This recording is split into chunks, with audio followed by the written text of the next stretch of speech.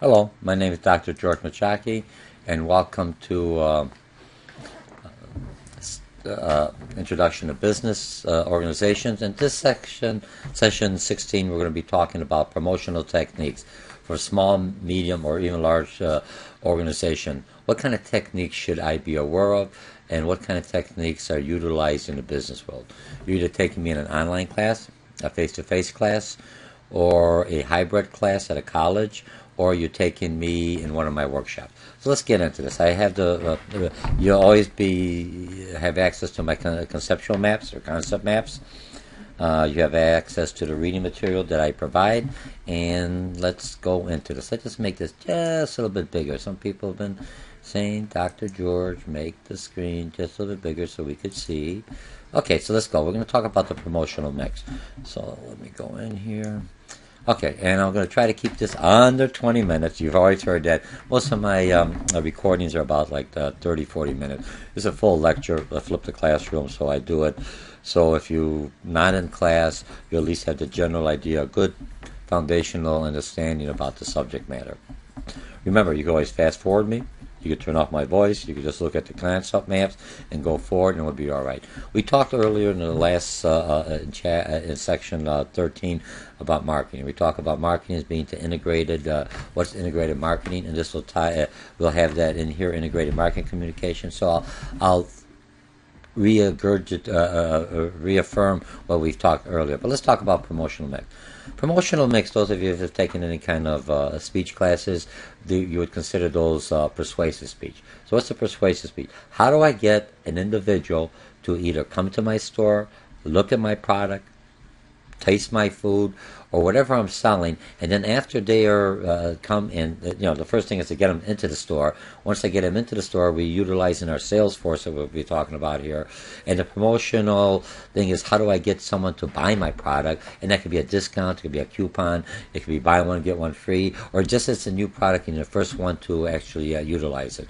So based around the product and service, personal selling is important, advertising is important, public relations is important, that's PR, and sales promotion. If I look at all these are all triggers. I teach a course or a workshop on consumer behavior. And consumer behavior, you have to understand your clients. Remember, from the marketing perspective, I'm just bringing back in to kind of give you the full picture of marketing and how this fits into the integrated marketing plan. So when I'm looking at, I have a campaign, something I want someone to do. So my sales, my promotion, everything is there to trigger the consumer at the right time for him or her to either be interested in my product, walk into the store, and ultimately purchase my product. So all these are working in conjunction as one big integrated plan, which we would call promotion. And promotion is to get someone, like persuasive speech, to get somebody to actually try it or even take a second look at my product. Now, factors that affect promotional mix. The type of the product. iPhone is coming out with a new iPhone 6, bigger, better, and then they got so that's a new type of product. The product life cycle, the tablet's been around for a while, iPhone's been around, so they give you once we saturate the market with one version, whether it's an iPhone or a cereal or something else. We do, so it goes through its life cycle. When I'm talking about the life cycle, we start off with introduction. Then so when I look at the introduction cycle, we're basically introducing a product, new product, and then we go into the growth cycle. Now the product is growing, it's making money, more competitors are coming in, and then the next step is the maturity, and then when the maturity, everything is stable, got enough competitors, everyone knows the product very well, and then the product starts taking a decline. The same conceptual idea as your career. You start off, you go, you grow, you hit what you call a plateau, you know what I mean, and then all of a sudden you take a decline, and that's why many of you are either taking me in at a class at a college or taking some of the workshops to basically bring either your own skill set or your business out of that decline and new and improved. You see restaurants doing all the time underneath new management, new different types of food or new product lines, something coming in to revitalize your business or revitalize yourself. Okay, so a target market characteristic. You have to understand your clientele. You have to understand who your customer is. I can't stress that more and more. I always say your customer base. Who are they? Are you targeting women? Are you targeting African American? Are you targeting people of color? Are you targeting people, European people? Are you targeting old people? Are you not old, baby boomers? Are you targeting younger generation? Who's your customer? Once I know who the customer is, I'm targeting. My marketing campaign, integrated communication, is focusing on it. A baby boomer looks at different information, needs different triggers, for lack of better words, or stimuli, than somebody that's a younger person. Younger person, they're either playing on the internet or gaming or something else. Something, it's a different way I would communicate to that class that a different class may not listen to. Now, just because they're teenagers or they're young adults or they're mature adults or they're single, now you have to also look into the culture, the cultural background that we've discussed before, the global aspect. Because every culture, even though I'm a teenager, may not have the same effect as other cultures. Okay, we're back. I'm sorry, my grandson. What happens when you're working? My office is attached to my living area. Okay, so now the integrated market communication creates a positive brand image, meets the needs of the consumer. Like I said, marketing is the heart. My campaign, is it awareness? Is it a new product? Where does it fall in the product life cycle? How do I get people to be aware of my product? How do I motivate them or persuade them, like in persuasive speech, through my communication? And it all ties in. Sales has. So I had my advertising. I got the advertising as a promotion. I have a buy one get one free, or come in and get a free flash drive, or Office Max or Staples. A lot of times utilize that when they open up a new store, just to get people into the store. I'm already in there. I got this. I'll buy something. You got a lot of discounts just to get them in, so they get comfortable. Here's a new store. Let's check it out. Look around. It's almost like an open house for a business. Then once you're in there, then the sales individuals will come and try to sell you. So if there's a campaign saying we're selling a brand new iPhone, for lack of better words, or the new iWatch is what I'm looking for, or the wearable clothes, then once I come in, they got my interest.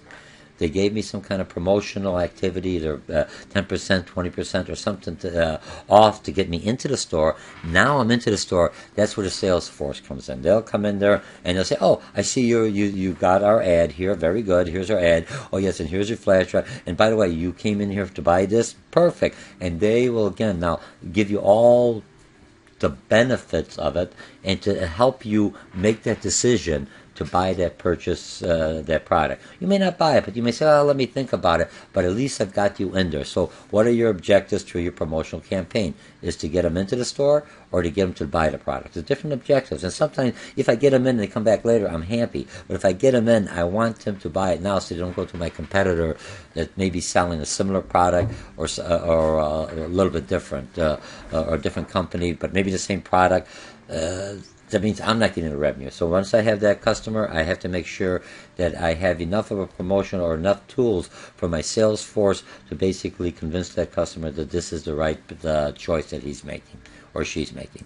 Okay, so objectives of integrated marketing, and it's one unified plan. Like I said, influence perceptions, attitude, and buyer behavior. It also builds on brand equity. If I look at Apple products, I'm using that for example, or HP, it doesn't make a difference, but they have a brand name, quality, and then you find a new brand that comes in. There's other brands out there that also are like a smartphone or a brand new tablet or computer, but I never heard of them. They don't have that brand equity. So I'm going, looks like it, tastes like it, but is it going to be, what's the long term of quality on it? How long will this product work? Will I have any problems with it? Will it interface well with other software? What other apps will work with this? See, with the brand one, I already know what I get for it. So the brand has it is a motivator to a point, but there's other competition that provide the same thing.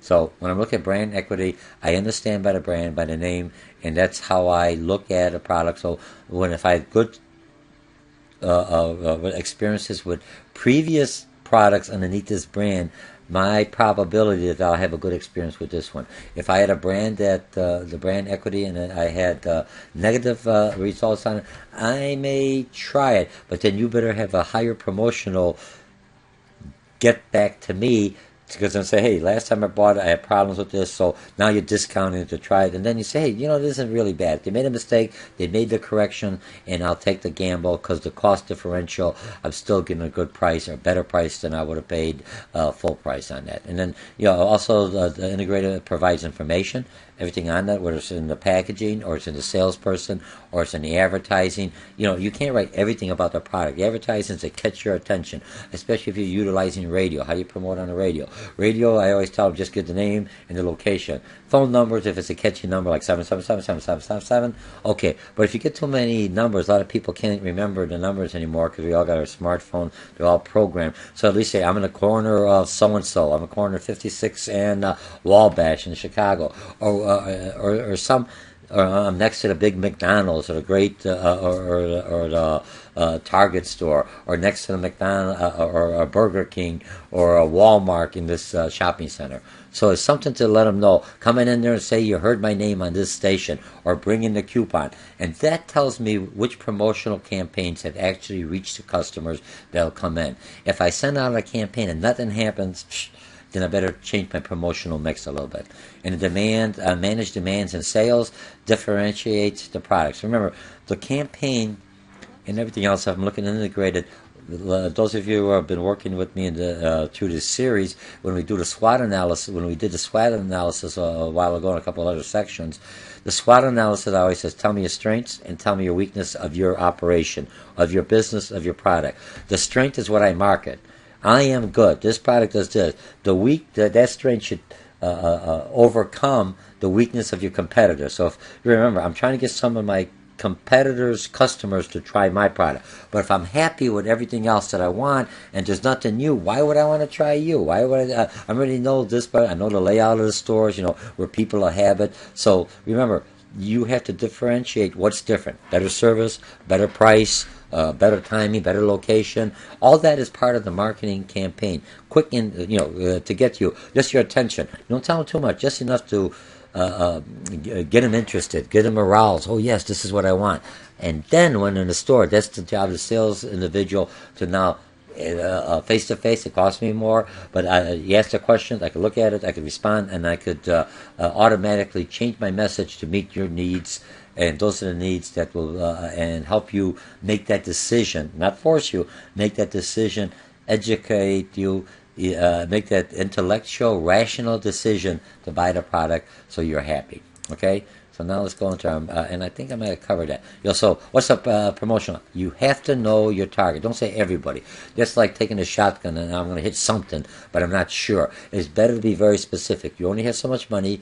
You have enough money, but you want to make sure that each target is so different. If I'm advertising predominantly Hispanic or Latino neighborhood, you'll see the individuals in there will be some kind of Spanish symbolism back there, or Mexican symbolism. They will not have a little white Polish person like myself. I could, but it's not effective. You want to see another Spanish, another Hispanic, another Latino coming in there and saying, this is a good product for this reason, because you could connect with seeing that person and saying, yes, I could see myself in that role. I could see myself wearing that suit. I could see myself putting on or tasting that food. All right?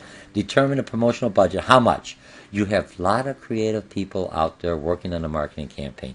Creativity's out there, but we got to bring it in. I only got so much money.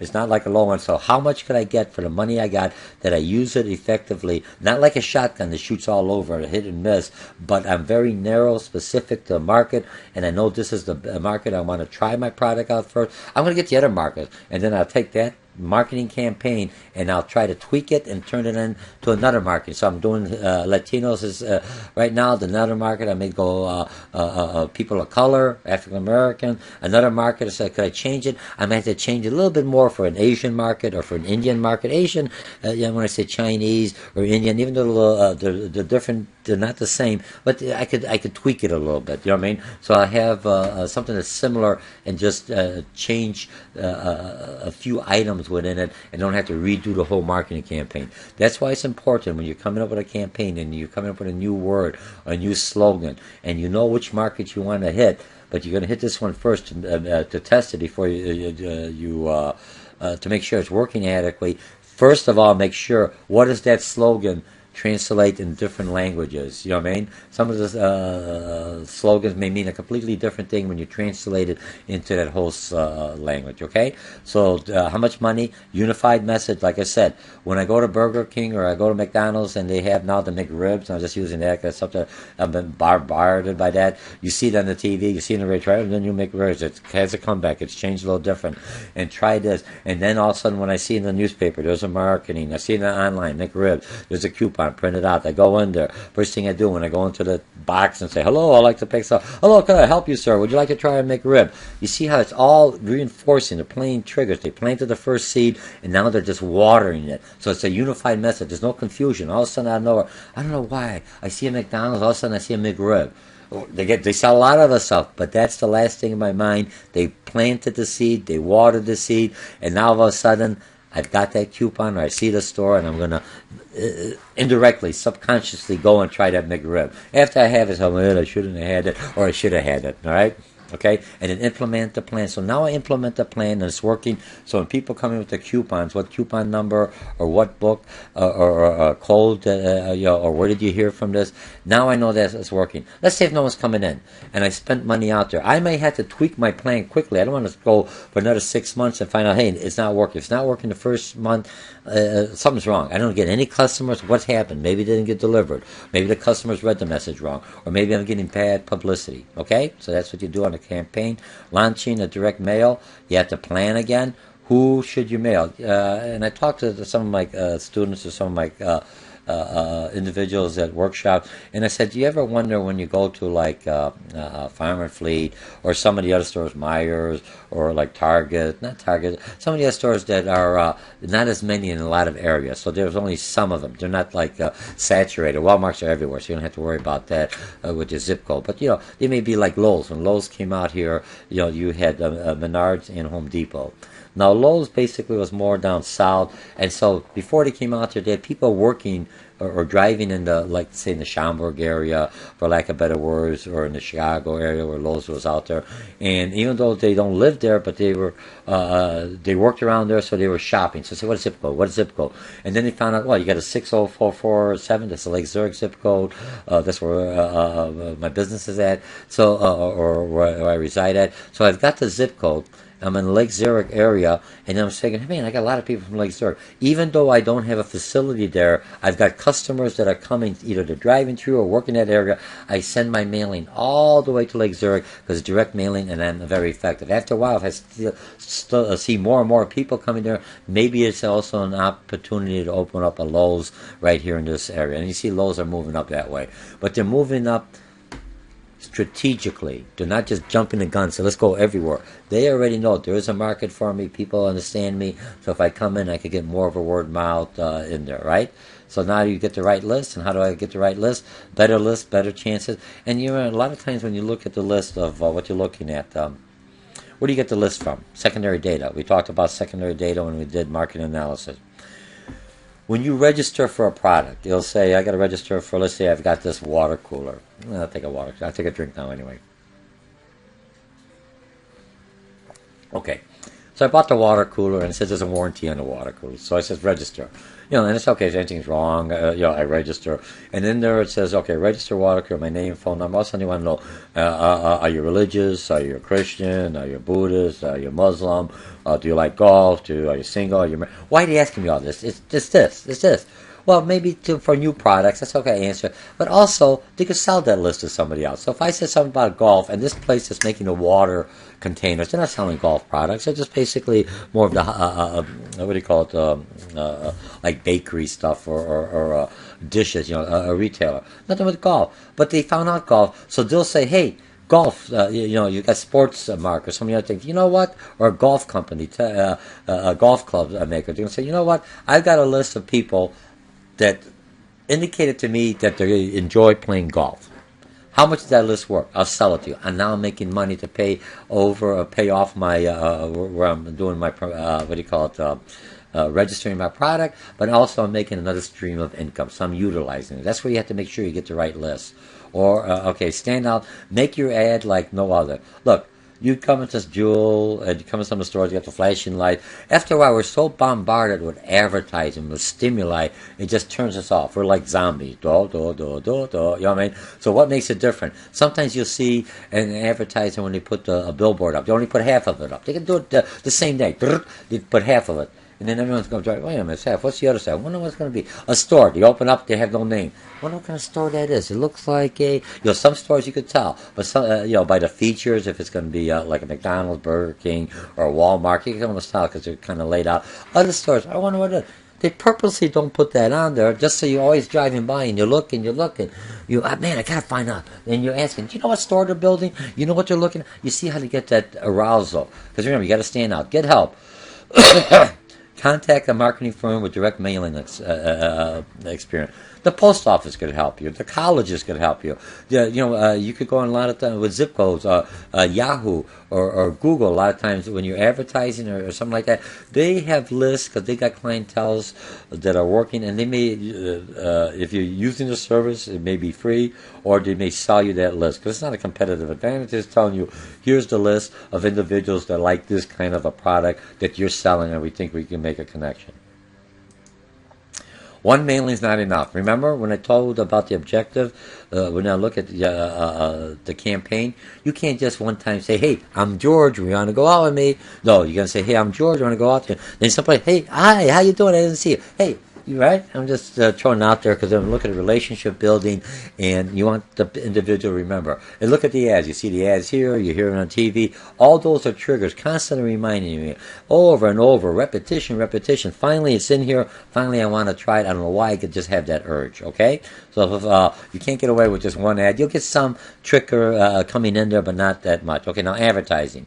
Non-paid personal communication, paid non-personal communication. When I advertise, I know it's skewed to the business, but you have to know your customers, what's going to catch their attention.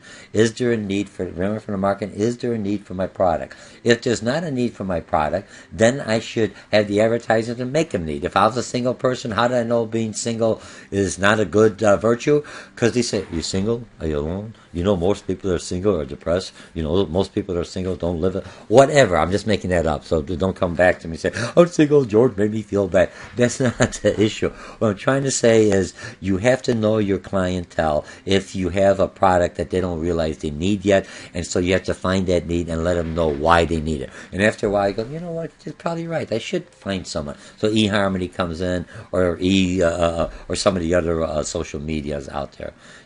You are in some way to identify in the message the major goals. What's your major goal? You're either to inform about a new product, you're to persuade them to try a new product or try an existing product that's going to improve, and also to remind them.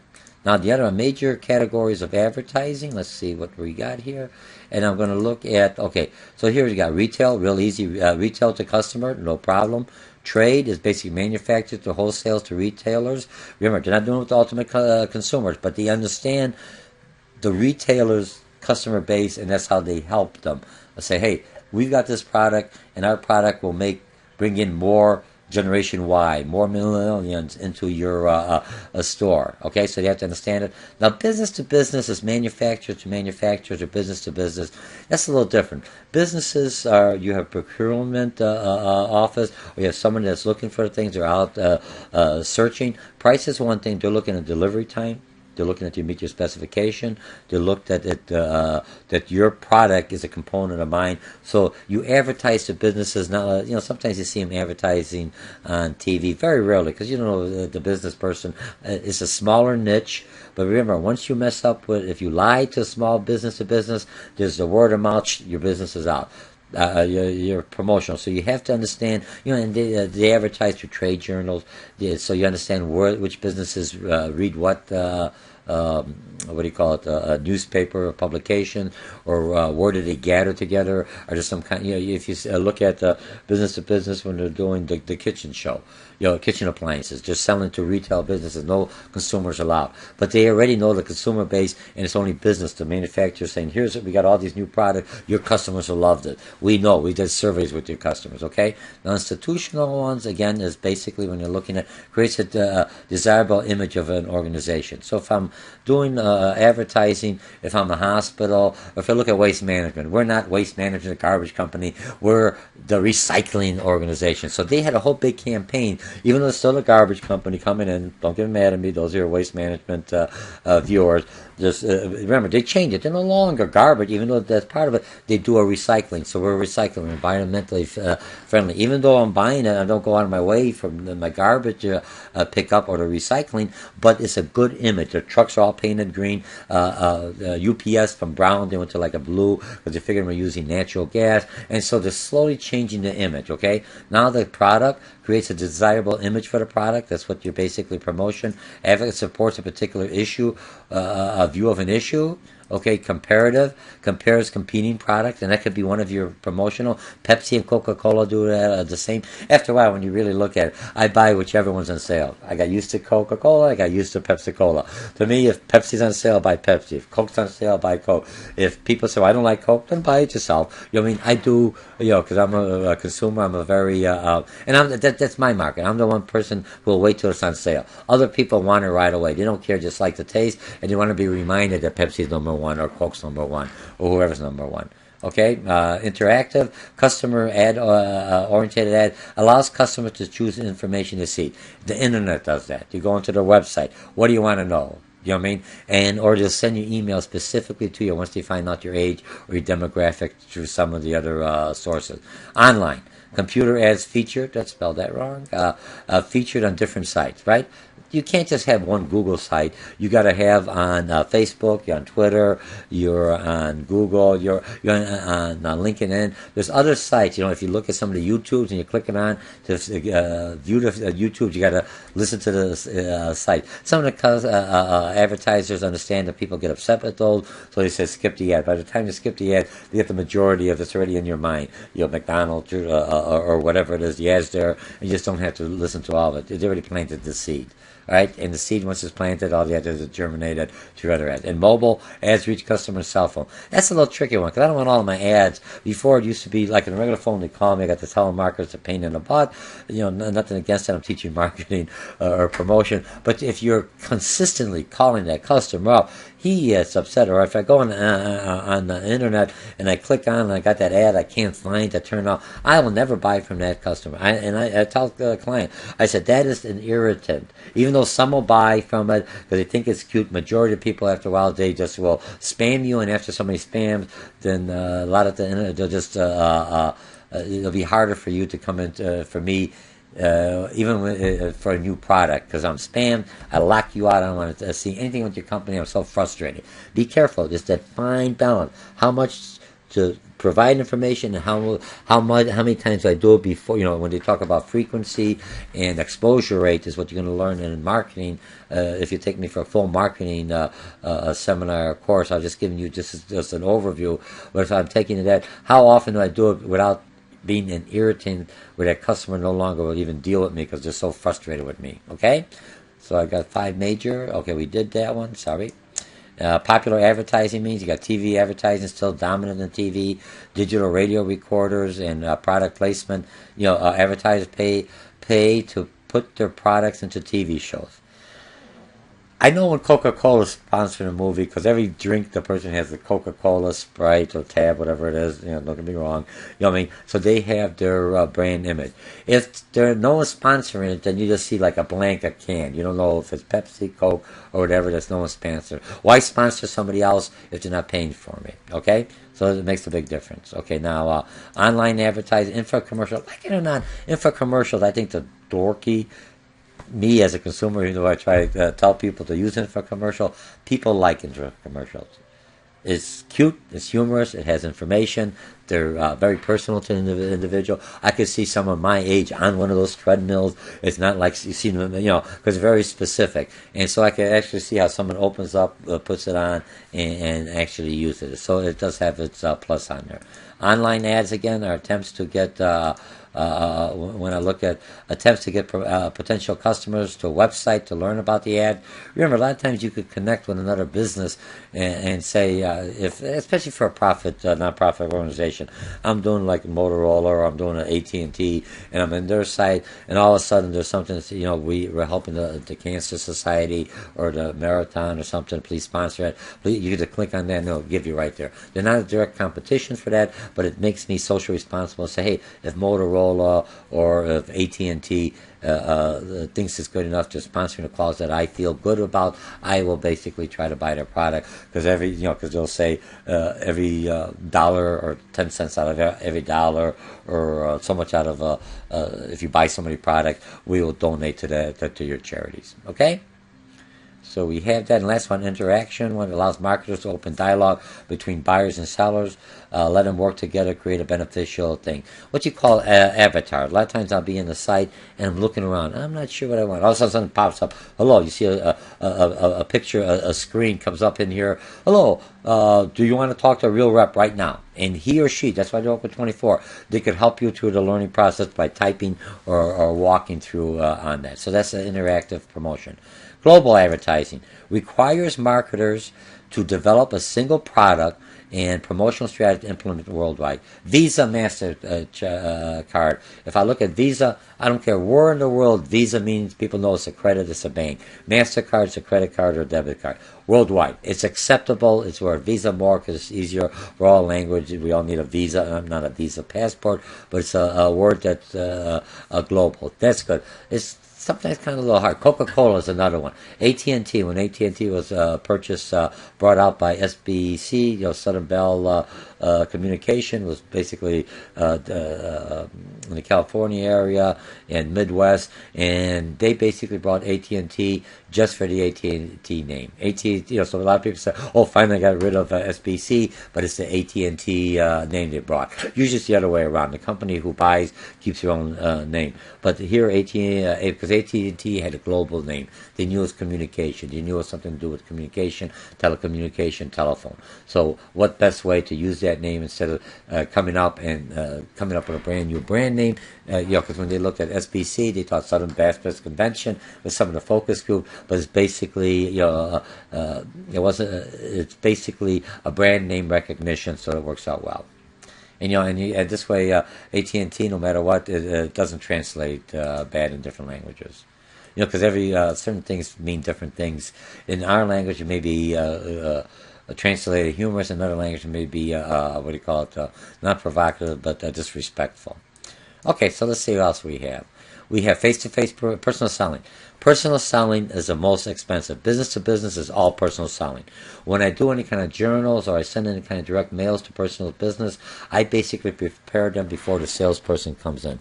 Remember, personal selling, why it costs me more, but if I do from business to business, once I get the client, he or she's a repeat customer. When you look at personal selling for regular consumers, for lack of better, the retail market, residential market, whatever you want to call it, every Joe and Jane type of individual, he or she's going to buy the product once and that's it. Or, so I got to get a lot of mass advertising because a lot of people are one-time buyers. Once I buy an iPhone, I don't need an iPhone unless I got a large family. But basically, I'm happy till my contract's up or the phone breaks up or a new phone comes in. It's got more gadgets, more things. I want that now. Mine's working properly. Nothing wrong, but man, I wish that because all my friends and colleagues have it. So the face-to-face presentation is costly, but it has a higher return. I could respond to the customer, makes it personalized, brings the company's name. If I'm like a Motorola, or if I'm AT&T, or I used to work for ComEd. If I'm ComEd, it's not, you used to have the little bell coming out there. The sales rep, the account manager, he or she is the one that basically is the face of Commonwealth Edison or AT&T or Comcast or some other company or Motorola. That's the face that people see. Okay, help reach a solution. It's no longer salesperson. We're account managers. We do more sales, means I'm only peddling something. An account manager means I'm not only selling you something, providing you a service, but I also have other resources that I could help you with your business. I sit down there on your own process. You may be coming in there, you may not have your small business, and I already have a marketing department. I say, hey, I'll tell you what, I'll help your business, give you a jump start on your business. My marketing department will assist yours, and that's because I'm trying to, because I'm your account manager with ComEd, and I'm saying, hey, look, you're buying electricity from me, even though I can help you reduce your costs, but the more you buy, that means, because your cost is lower, more of your customers will buy your product, and by buying your product, you have to make more products. So in the long run, you're utilizing more electricity indirectly, okay? And promotion of product and and everything possible to make the transition as simple as possible, okay? Now, prospecting and qualifying. Business to business prospecting. Researching potential customers, buyers, and choosing those most likely to buy. And that's what I get from secondary data. Or I find out people that if I'm trying to hit a religious organization because I'm selling Bibles, or I'm selling the Quran, or I'm selling whatever I'm selling, you know what I mean?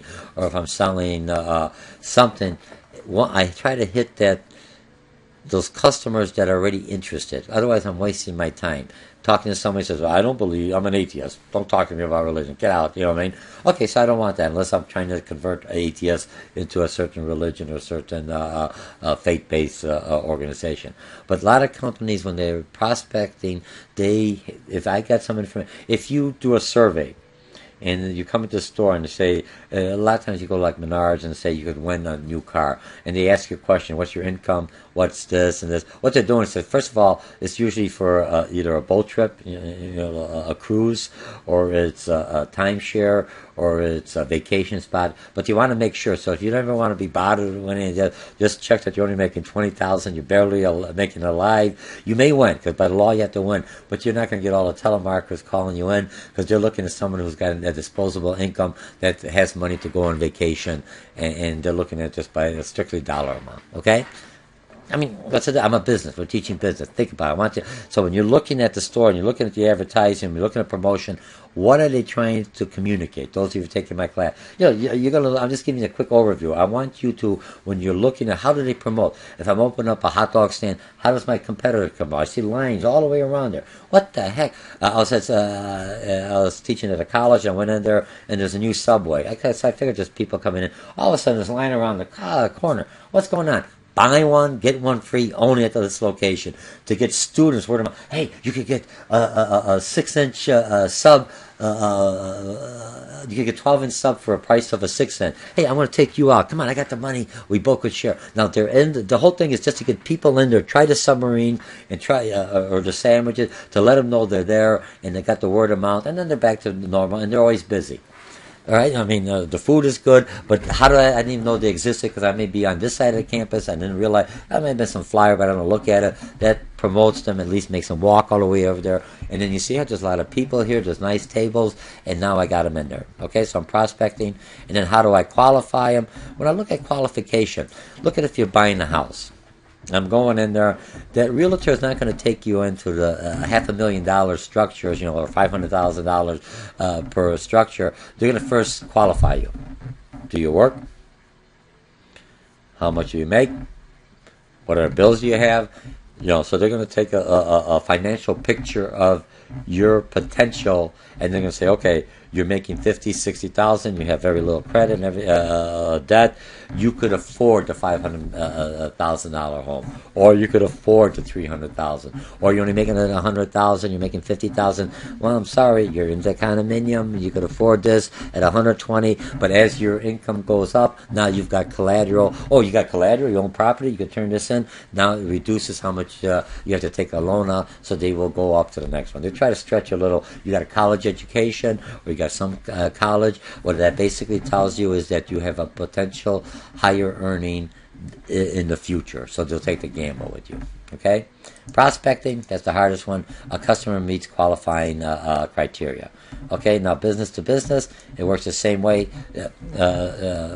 Look, some of you will take me for a salesman class, so I tell you, how you approach the individual. So that, pre-approach you look at them first. Okay, I see how they look. Looks like a family man. So in my mind, I'm thinking, okay, I see kids around there, so I'm going to try to say this would be a good family. The Xbox or the PlayStation, it's a good family game. And then I'll tell you what, I'll throw in a few, Disney games for your kids, even though the adults may want more heavier action. You got teenagers, yes, this is a good game. It's not only that you streamline your TV. You see me, so I'm trying to find all these other things, think in my mind, when I look at the person, try to categorize them, not stereotype them, kind of generalize, and then I approach them and how I approach them. If I'm too strong, to back off. If I'm too weak, to don't come back to me. I answer in kind of objectives. I got a canned statement, so I know the objectives before, and then I close the sale.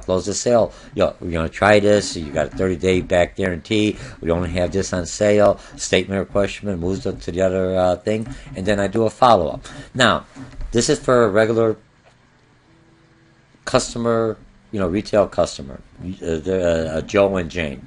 When I do a business to business, it works the same way. I go to a pre-sale, but you won't do the closure. You take a salesman, they don't want the customer to walk out without buying. In a business to business, if I could get to the first hurdle, because there's a buying process. The person who's actually doing maybe procurement, they're trying to find out, is this the right product? And you say, okay, this looks like my department who asked me to find this looks like it. Okay, we're going to set up another meeting for the next level, and they're going to look at it. Yes, I want it. Then we're going to have another meeting for the financial person who's going to actually make the final decision. And when you're looking at it, just because I got the title of department head does not mean that I'm the one that's the decision maker. The people who are working there with me on my staff, so everyone's looking at me because I'm the VP or president of the organization or president of supply or supply management. I'm the one bringing the inventory in. I'm looking at, but the people who are utilizing are the decision makers. You look at the individual, but also include everyone. If I bring in that staff, you better make sure you talk to every single one of those individuals and find out where they're at. They may be the user, and they have just as much as input. I could buy it, no one's going to use it. It's not effective use of resources that we learn in economics, okay? Now, strategies for successful sale. Know your competition. Your customers, because of the internet, they know what they're pricing the competition. So how do you find out? Nothing illegal. I'm not stealing their formula or their product. I look at their ad, see what their ad's at. That's why a lot of times you see a lot of stores. You bring your competitor's ad, if they got the same number, I will match that or give it 20%. And the catch is it has to be the same model. Like for Target, it may be a little different model number, so it's not exactly the same. Walmart may have a little different one. Some of the other big boxes, JCPenney's, it looks like the same, but it doesn't have the same model number. And that's done specifically, it's a good marketing ploy, but I don't want to give away the store. But it's the same model number. What's the difference? You come in, and I don't want you to go to a competitor. You could say, well, I go there, I do all my shopping here, because this store will honor the competitor's coupon if it's the same, if it's the same ounces, same make and brand, and then why go into that store? Because if we're in my store, you buy the thing that's on sale. We know from marketing that while you're there, you feel, man, I already drove all the way here. The traffic's terrible. I'll buy other stuff because I'm in there and I see all those other stuff. Oh, I forgot about this. I go in the store for only $10. One item, come back with $50 worth. So a lot of times I try to only go there with $10. This is all I got. And, I'm talking when I teach consumerism. Okay? Differentiate your product, your service, sell to the people most likely to buy. I want everyone, here's my target market. The other ones will come in. And after a while, once I see the stragglers, maybe I got to readjust my marketing, my promotional campaign to get them to be more of a long-term buyers. Build relationship. They try and, little stores have an advantage over the big boxes. The big box stores has maybe a lower price, but the little store builds that relationship. Hi, George, I haven't seen you for a while. I know at the stores they try to go, Mr. Mo, ha, ha, ha. George, my name is fine. I know, they're trying it makes it a little personal, but that's the way it works, okay? If you go to Home Depot, or a lot of places, hi, how you doing? Just say, could I help you? They're trying to make that personal relationship. The flip side of that, they're also saying, once I make contact with you, most likely you won't steal from the store or change something because he saw me or she saw me. So it's a not two-edged sword. it serves two purposes. First, it builds relationship, but also I make the contact, and the person says, "Oh, he saw me. Maybe he looks like a nice guy. Maybe I won't do some shoplifting or do something else." Okay, remember, but it's basically to sell to you. You may be lost, and finally someone's going to help you. Well, no, yeah. By the way, where did I find it? And they'll say, well, it's probably. They don't even say that. They'll walk you over there. And while they're walking over you, say, oh, so what do you need? They're talking to you, even though it may not be the department. So if you look at a lot of stores, you have to have them cross-trained to know different products. And then you finally get there. Oh, hey, Jack. He's the person that's managing this area, and he's looking for a new chainsaw. He's looking for this new computer. I told him we got a good sale, and you could, so you're transferring that over. You see what I mean? You made the relationship with the person because you were lost. They walked you there. Don't just walk like two robots. I see some people that walk, I just follow them. Like I'm like a little chicken following somebody else. No, you walk along with that individual, and then that individual is talking. So what are you buying? Oh, he's got a family, and he's looking this for. So you got some information because they're talking to you, and then the other person, you transfer what you just found out to that person. You're kind of like qualifying and helping them out. Okay, now let's look at public relation. Evaluate. Public relations, two things. Public attitude, politicians do that all the time. What's Obama's rating or what's the governor's rating? And they just take a poll of people who will answer the phone.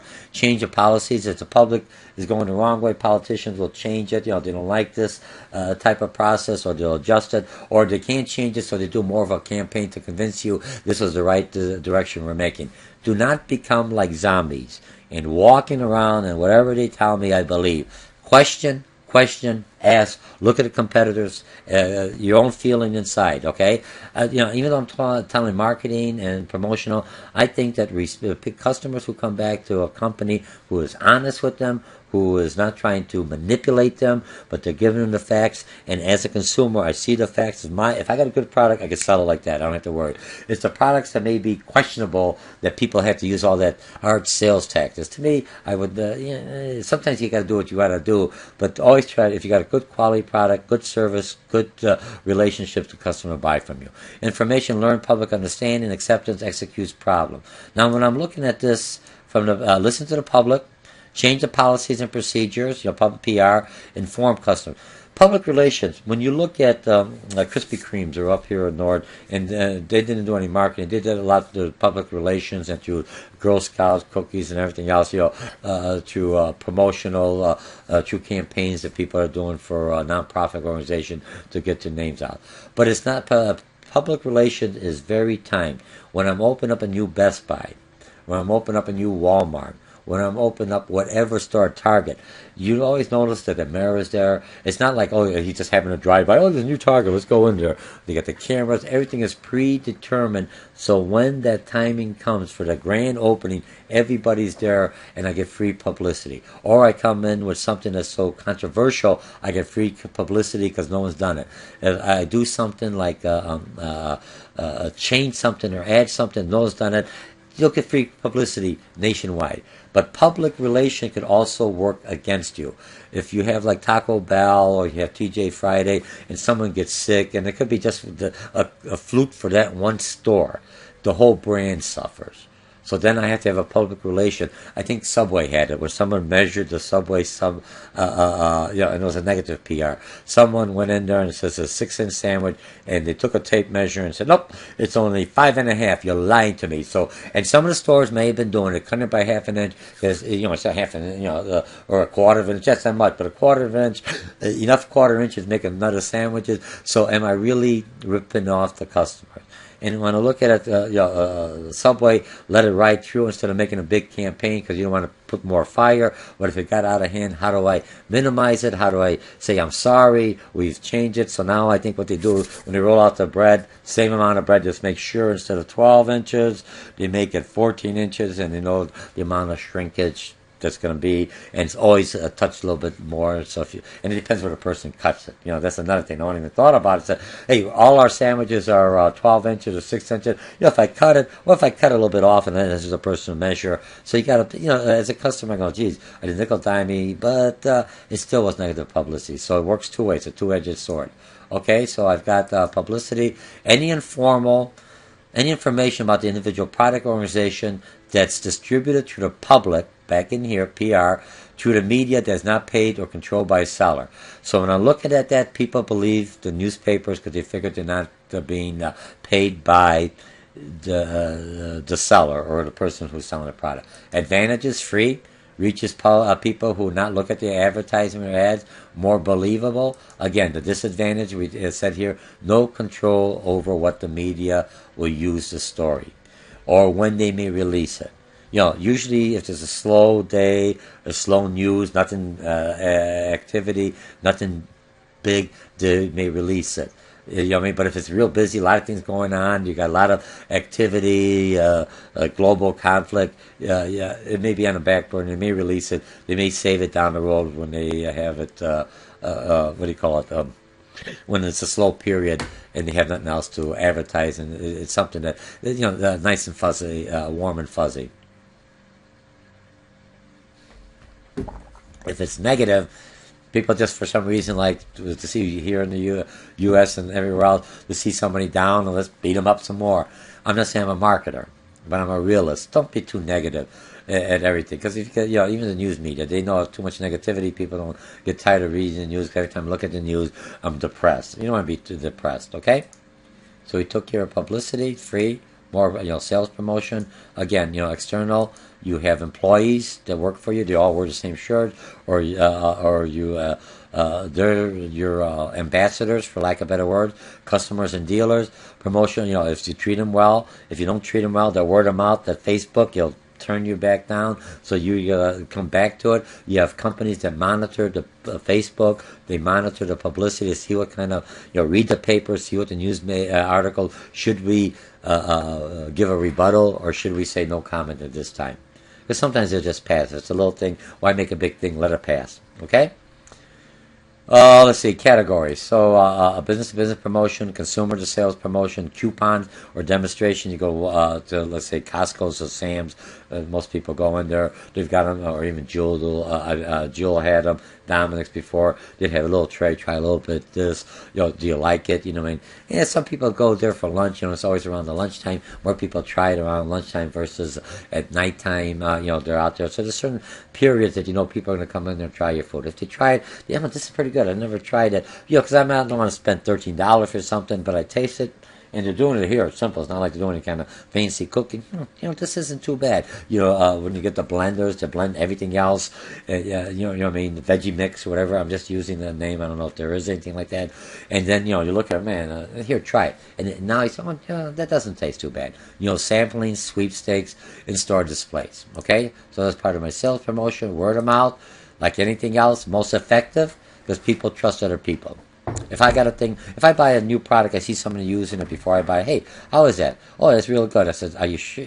And they'll tell me, yes, it's good, or no, it's not good. And they're honest, because they don't want me to get stuck with a product. Or if you look at the reviews, remember a lot of times on the internet, I look at the reviews, and a lot of companies will give you positive and negative reviews, but you see how many positives. You're always going to have somebody that may not like the product for whatever reason, or they may get that 1 out of 1,000 product that's not functional.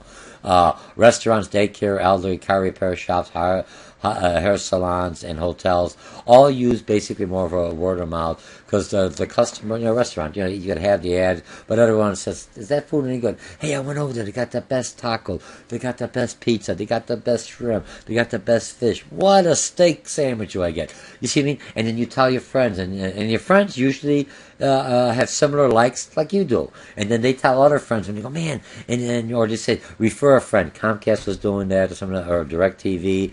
Some of them are doing, hey, around the Christmas time, we'll give you $10, if you refer a friend and he or she purchases, we'll give you a discount on your service. Okay? Emerging is promotional tools, viral marketing. Now here's the other thing. Now I don't know how it's legal. Someone's going to be paid, but they're paying customers to say positive things on the internet. So on the internet, I get paid because I got a big Facebook following, or a big Tinker following, different social media, and they'll say, George, say a good word about my product. But I don't like your product. Say a good word. I'll pay you for it. So I say, you know what? This was the best sandwich I ever had at Gam Sandwich and Construction, Gam Sandwich in Delhi. wow. And I'm lying, I'm not lying. I said it's okay, but I'm saying it. And now my friend, well, it's good enough for George. Let's go advertise. When so that's one advertising.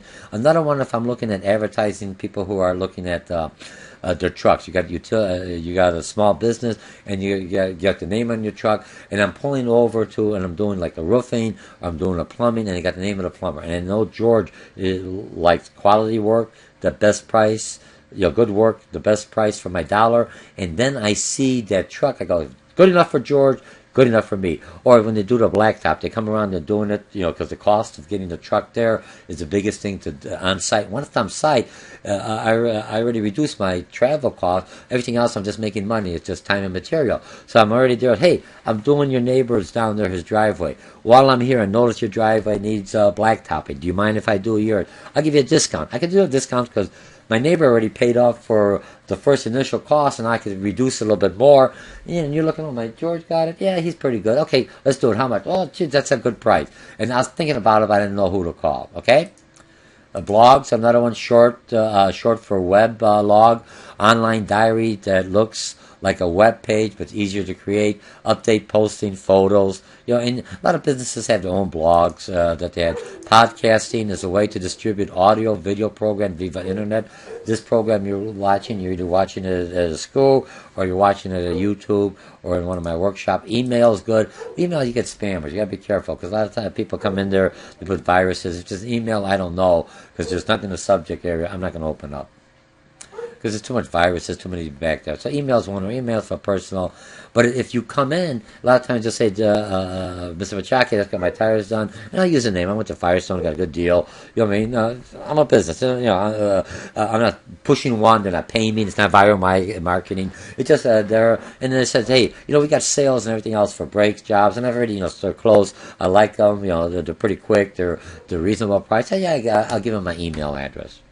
So this way I get the coupon, and I have to go searching for the coupon. It says, oh, they got an oil change here, or they got brake jobs here. You know what I mean? I don't mind that. But the thing with the emails, I should have an option to un-email you if I no longer want. I went for a supplier that's called another company that's doing from aquariums for my fish tank. It's calming. It's good for the business when you got clients in. So I was trying to get plant foods, and I went in, and I said, the prices are not. And I'm getting emails. I put my email in over and over. I said, stop emailing me. Every minute. I haven't heard from you. I haven't heard. That is annoying. I know people try to do it to get customers. You just upset the heck out of me. I spam. And if you're a small business, you get too many spams, they basically just lock you out of that. Say, hey, you're a spammer, and it hurts your other client. Be careful what you're doing, okay? In the Facebook and Twitter. Self-explanatory. Now, this next one, you're looking push and pull. Push strategy. Producers use advertising, personal selling, promotions, and other tools to get their product stocked on the shelf. Okay, no problem. Let's look at pull. Direct heavily advertised sales to promotional efforts towards consumers, gets public requests to... So, let me give you an example. Here I do regular advertising. Now I get a pull set, so I'm pushing, trying to get you to come to me. Now, this one's towards consumers, to get people to request their products from retail. I'm a doctor. Now, why do pharmaceuticals say, here's a new prescription, here's a new drug, they'll help you for acne, they'll help you for your cholesterol, whatever, okay? Why are they advertising to me? My doctor may already have a product that he or she's comfortable, knows it's clinically safe, it works well, and I'm not going to care, so he's not carrying the other product. By me doing the push, by the pull strategy, what I'm basically doing is targeting the customer. I go to my doctor, hey, I heard that this product, the product does something else. Oh, no, I don't recommend that. I don't use it. Why not? Okay, then I might go to another doctor. Or if I'm a retailer, it may not be carrying a certain brand because I don't get a good return on my investment, or my profit is shorter because they want more money. I got to pay more for the supplier. I could get a competitor at a lesser price and still charge equivalent price and have a higher profitability. But if I got enough customers coming and asking me for that product, I don't have it, and they walk out, I don't have it, and then they walk out, I don't have it, they walk out. I went to, the other day, it's a pull strategy. So if they don't have it, I'm going to go someplace else because that's what I'm looking for. So it forces me as a retailer to stock that product because I get enough customers asking for it. If I don't have it, they don't come to my store. They go to my competitors. And that's a good marketing. It's a push and push and pull strategy. Just understand the difference. You have to remember to just know what's going on. We first customers who pick out their own products from online. Pick strategy. I think Walgreens is doing something like that. Where certain personal items. I'm a guy, and my wife, it's that time of the month for my wife, and she wants tampons or whatever, and I might feel uncomfortable. I love my wife, and I'm not feeling good. Can you go there and buy that? And then I'm in line, and everyone's going, what I mean? I mean, women don't think that. No one looks at that, but in my mind, subconsciously, might feel uncomfortable with that. So what do? I just call in and say, hey, I'd like to order. Put it online. I'd like to order 5 boxes of tampons. I never have to go through this again. And I like to order this. And I just come in there and they have it all packaged, and here's the receipt. I go in there, here's the receipt. Or you have a lot of people, when there's some of those personal items, I pick my own stuff, and you have your self-service, what do you call it, for lack of better words, checkout. The self-service checkout does one or two things. It reduces how many checkout individuals. I have one person watching 5 cash registers. They can kind of keep an eye. They have the panel. They see what you're using, kind of what the amount is, to make sure you're not just sliding in. But if I got items that I want to look up or bring up in front of other people, so I can scan it myself, and it takes care of that. So remember, that's how businesses adjust, and then I sell that. You don't have to wait in line. You got the smaller items. You could check out yourself 3 or 4 items, and you will work real well. Okay, so if I'm looking at, that's the end of our section, our section 16, promotional techniques. It's a quick overview. You're taking, when you're in the class with me, if it's at a college level or one of my workshops, you get the concept maps, you get the material reading. Now what I want you to do when you walk out of this, after you look at this section and get different objectives, integrated marketing, start looking at business. If you open up a business, how do they advertise? And now you have a better handle. Why are they doing this? Why are these triggers at this point? How do they communicate to me? Look how the message is integrated. It's the same message. It's just, I plant the seed in one place, whether it's a radio, a coupon, the seed planted. Next time I see the McDonald's, or I see the Walmart sign, or I see whatever sign, and it's another watering on that. Oh yeah, I remember, I just saw an ad on that. And then I had the promotional campaign. Here's the coupon. So a lot of times, I got these coupons. I'm looking at the newspaper. Either you get through the mailing, through the zip code. Oh, geez, I never realized that. Oh, here's a coupon. How do I get it? There's no Farmer Fleet out here, but I have a coupon. Yes, I work by there. Oh, I'm glad I got that. So now it makes that effort instead of me just going there specifically because I'm in the area. Now I'm in the area, and I have a mission to go in there and buy the product. Okay? So my name is Dr. George Mochocki, and this is Promotional Techniques, a great overview for small, medium, large business. They all work the same way, and utilize the same techniques for you trying to get a job. How do I get in there? How do I send my resume first? How do I go around the gatekeepers? How do I put that good face? How do I have that integrated market? Why should I hire you? Because I'm good. I know my service. I got the education. I've got the training. I have the experience, and I will improve your product or your service if you hire me and give me a chance. So I'll see you in our next section. And once again, my name is Dr. George Mochocki, and this is Promotional Techniques. Thank you.